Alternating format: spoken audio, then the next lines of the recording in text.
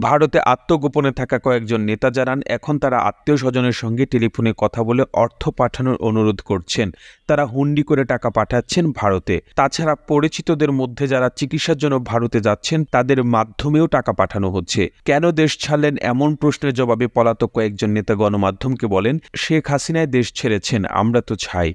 দেশে থাকলে প্রাণ থাকবে না, পিটিয়ে মারবে। আত্মগোপনে থাকা এই নেতারা জানান তাদের পাসপোর্ট বা ভিসা না থাকলেও এখনও চলাচল করতে সমস্যা হচ্ছে না। তাদের ভাষায় ভারতের প্রশাসন এসব দেখছে না। নেতারা জানান তারা ভারতের নাগরিকদের মতোই অবাধে চলাফেরার সুযোগ পাচ্ছেন। তাদের কয়েকজন দলগতভাবে আবাসিক হোটেলে থাকছেন, কেউ থাকছেন একা ফ্ল্যাটে, সময় কাটছে ফেসবুক ইউটিউব দেখে। পলাতক নেতারা একে অন্যের সঙ্গে টেলিফোনে নিয়মিত যোগাযোগ রাখেন, তবে স্ত্রী ও সন্তানের জন্য তাদের দুশ্চিন্তা। একজন বলেন, সাগরে পড়ে গেছি, কুল নাই কিনারা নাই, কোথায় যাই।